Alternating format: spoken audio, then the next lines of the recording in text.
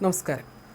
പശ്ചിമേഷ്യയിൽ അമേരിക്കയും ഇറാനും തമ്മിലുള്ള സൈനിക സംഘർഷം രൂക്ഷമായതിനെ തുടർന്ന് ഹോർമുസ് കടലിടുക്കിലും ഒമാൻ ഉൾക്കടലിലും കപ്പലുകളിൽ കുടുങ്ങിക്കിടക്കുന്ന ഇന്ത്യൻ നാവികരുടെ ജീവിതം പ്രതിസന്ധിയിൽ.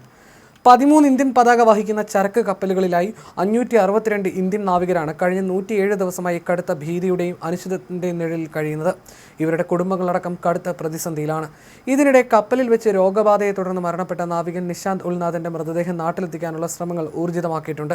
ഫെബ്രുവരി 28-ന് പശ്ചിമേഷ്യയിൽ യുദ്ധസമാനമായ സാഹചര്യം ഉടലെടുത്തതോടെയാണ് ഈ കപ്പലുകൾക്ക് യാത്ര തുടരാനാകാതെ കപ്പലിൽ നങ്കൂരമിടേണ്ടി വന്നത്. കേന്ദ്ര ഷിപ്പിംഗ് മന്ത്രാലയത്തിന്റെ കണക്കുകൾ പ്രകാരം 329 നാവികർ ഹോർമുസ് കടലിടുക്കിന്റെ പടിഞ്ഞാറും 233 പേർ ഒമാൻ ഉൾക്കടലിലുമാണ് കുടുങ്ങിക്കിടക്കുന്നത്. കപ്പലിൽ വെച്ച് കടുത്ത ആരോഗ്യ പ്രശ്നങ്ങളെ തുടർന്ന് മരണമടഞ്ഞ നിശാന്ത് ഉൽനാഥൻ എന്ന നാവികന്റെ ഭൗതിക ശരീരം എത്രയും വേഗം ഇന്ത്യയിൽ എത്തിക്കുമെന്ന് മസ്കറ്റിലെ ഇന്ത്യൻ എംബസി അറിയിച്ചു.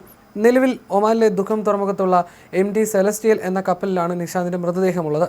മരണപ്പെട്ട നാവികന്റെ കുടുംബവുമായും കപ്പലിലെ മറ്റ് ജീവനക്കാരുമായും ഒമാൻ അധികൃതരുമായും നിരന്തരം ബന്ധപ്പെടുന്നുണ്ടെന്നും നിയമ നടപടികൾ പൂർത്തിയാക്കി ഭൗതിക ശരീരം വിട്ടുകിട്ടാനുള്ള ശ്രമങ്ങൾ പുരോഗമിക്കുകയാണെന്നും എംബസി ഞായറാഴ്ച പുറത്തിറക്കിയ വാർത്താക്കുറിപ്പിൽ വ്യക്തമാക്കി. ഇതിനിടയിലാണ് ഒമാൻ തീരത്ത് ഇന്ത്യൻ പതാക ഘടിപ്പിച്ച വിരാട് 1 എന്ന പായ്ക്കപ്പൽ കൂടി അപകടത്തിൽപ്പെടുന്നത്. കപ്പലിന്റെ എഞ്ചിൻ തകരാറിലായതിനെ തുടർന്ന് നിയന്ത്രണം നഷ്ടപ്പെടുകയായിരുന്നു. കപ്പലിലുണ്ടായിരുന്ന 14 ഇന്ത്യൻ നാവികരെയും സുരക്ഷിതമായി ലൈഫ് റാക്കറ്റുകളിലേക്ക് മാറ്റിയതായിട്ടാണ് ഒടുവിൽ ലഭിക്കുന്ന വിവരം.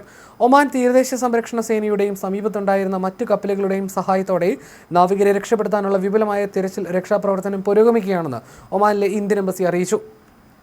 ഒമാൻ തീരത്ത് റാസ് അൽ ഹദിന് കിഴക്ക് 80 നോട്ടിക്കൽ മൈൽ അകലെ വെച്ചാണ് ഈ അപകടം സംഭവിച്ചത്. അപകടത്തിൽപ്പെട്ട ഇന്ത്യക്കാരെ രക്ഷപ്പെടുത്തുന്നതിനായി അമേരിക്കൻ നാവികസേനയും ഇന്ത്യൻ നാവികസേനയും ഒരു ചരക്കപ്പലിൽ സംയുക്തമായി രക്ഷാപ്രവർത്തനത്തിൽ ഏർപ്പെട്ടതായി അധികൃതർ നേരത്തെ വിവരം അറിയിച്ചിരുന്നു. ശനിയാഴ്ചയും ഇന്ന് രാവിലെയുമായി ലഭിച്ച അടിയന്തര സന്ദേശങ്ങളുടെ അടിസ്ഥാനത്തിലാണ് അന്താരാഷ്ട്ര ഏകോപനത്തോടെയുള്ള ഈ രക്ഷാദൗത്യം ആരംഭിച്ചത്. പായ്ക്കപ്പലുകൾ അപകടത്തിൽപ്പെട്ട് മുങ്ങാൻ തുടങ്ങിയതോടെ അമേരിക്കൻ നാവികസേനയാണ് വിവരം ഇന്ത്യൻ നാവികസേനയും മറ്റ് തീരദേശ അധികൃതരെയും അടിയന്തരമായി അറിയിച്ചത്. വിവരമറിഞ്ഞ ഉടൻ തന്നെ അമേരിക്കൻ നാവികസേനയുടെ P-8 മാരിടൈം പെട്രോൾ വിമാനം അപകടസ്ഥലത്തേക്ക് അതിവേഗത്തിലെത്തി.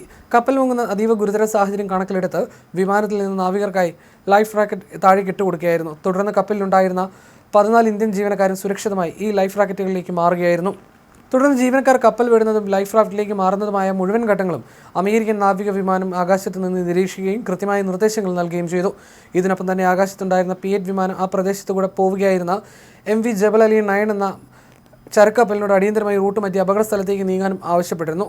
സെന്റ് കിറ്റ്സ് ആൻഡ് നെവിസ് പതാക ഘടിപ്പിച്ച ഈ കപ്പൽ ഒമാനിലെ സോഹറിൽ നിന്ന് മുംബൈയിലേക്ക് പോവുകയായിരുന്നു. അപകട സ്ഥലത്തിന് തൊട്ടടുത്തായിരുന്നതിനാൽ ഈ കപ്പൽ ഉടൻ തന്നെ ലൈഫ് റാഫ്റ്റിലുള്ള ഇന്ത്യൻ ജീവനക്കാരെ ലക്ഷ്യമാക്കി നീങ്ങുകയും രക്ഷാപ്രവർത്തനം ആരംഭിക്കുകയുമായിരുന്നു.